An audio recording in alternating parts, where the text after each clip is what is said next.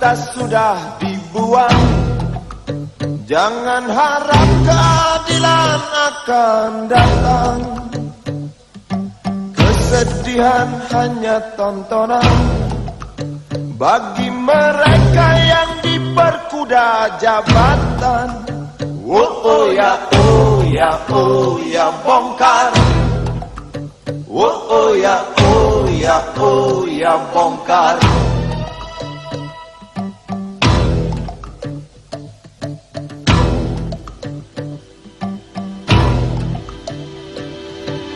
Sabar, sabar, sabar dan tunggu. Setelah kita mengadakan pertemuan kurang lebih 2 hari, di mana kita menghadirkan seluruh cabang yang ada, kemudian senior-senior yang kita anggap relatif punya informasi yang cukup untuk mengambil keputusan bersama. Dan pada malam terakhir ketika itu tanggal 16 malam, informasi yang kita dapat dari Jakarta waktu itu, karena kita dalam posisi di Bogor, itu bahwa situasi Jakarta makin panas dan kawan-kawan mahasiswa dari intrakampus sudah memasuki areal Senayan di gedung DPR MPR. Saya sendiri pada waktu itu kembali ke Jakarta untuk mengadakan koordinasi dengan elemen-elemen mahasiswa yang kita sudah bentuk pada waktu itu, yaitu Forum Kebangsaan Pemuda Indonesia. Kita mengadakan koordinasi untuk menganalisis keadaan yang sedang berlangsung. Jangan diteruskan.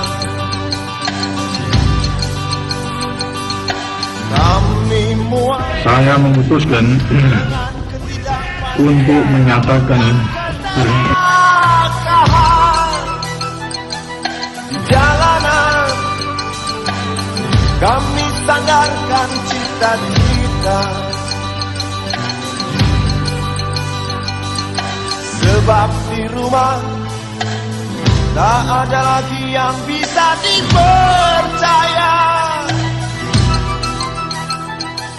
Orang tua, pandanglah kami sebagai manusia. Kami bertanya, tolong kau jawab dengan cinta. Oh, oh. Masa-masa setelah mahasiswa menumbangkan Soeharto, GMKI bergiat dalam berbagai aksi ekstraparlementer bersama kawan-kawan Komite Aksi. Kekuatan ideologinya, yang pertama yaitu nasionalisme dan yang kedua ekumenisme.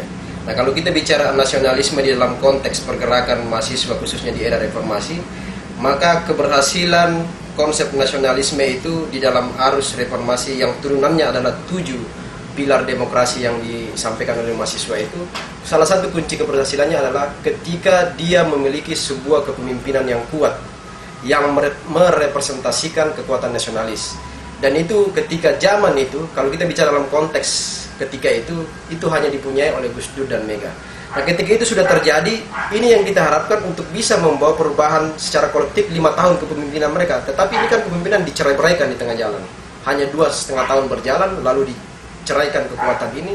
Perkawinan antara nasionalisme di bidang pemahaman nasionalis yang dipresentasikan oleh Megawati dan nasionalisme religius yang dipresentasikan oleh NU dalam hal ini Gus Dur itu dicerai-beraikan oleh kekuatan-kekuatan anti demokrasi, kekuatan-kekuatan sektarianisme, dan itu berhasil. Kenapa berhasil? Karena kekuatan mahasiswa ketika itu juga tercerai-berai berdasarkan gerakan-gerakan isu-isu sektarianisme di luar itu, kepentingan kelompok. Dan hanya GMKI bersama teman-teman dari FKP yang terus getol untuk memperjuangkan supaya duet Gus Dur Mega itu tetap solid, karena disitulah kekuatan nasionalisme itu direpresentasikan, dan saat itulah maka kekuatan reformasi itu akan berjalan dalam 5 tahun terakhir. Tetapi dicerai-beraikan, maka semuanya terjadi apa yang kita lihat sampai hari ini.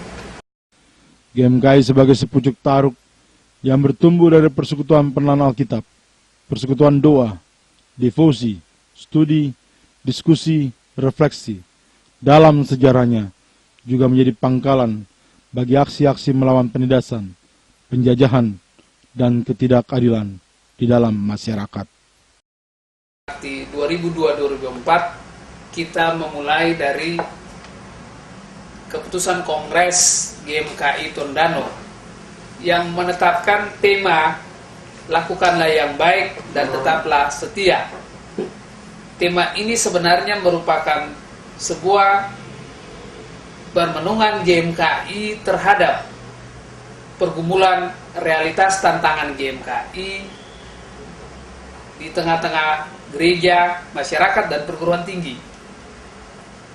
Subtema yang menjadi landasan operasional berdasarkan hasil kongres itu menetapkan beberapa aspek, diantaranya adalah perjuangan terhadap keadilan, perjuangan terhadap kesetaraan, dengan menjunjung tinggi nilai-nilai demokrasi di Indonesia.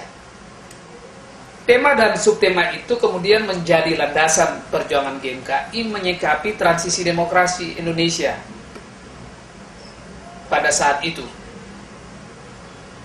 Nah, ada beberapa momentum penting yang menurut hemat saya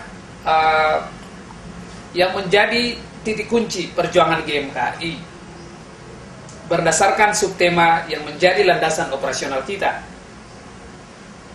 Perjuangan terhadap keadilan, perjuangan terhadap kesetaraan, dengan menjunjung tinggi nilai-nilai demokrasi di Indonesia.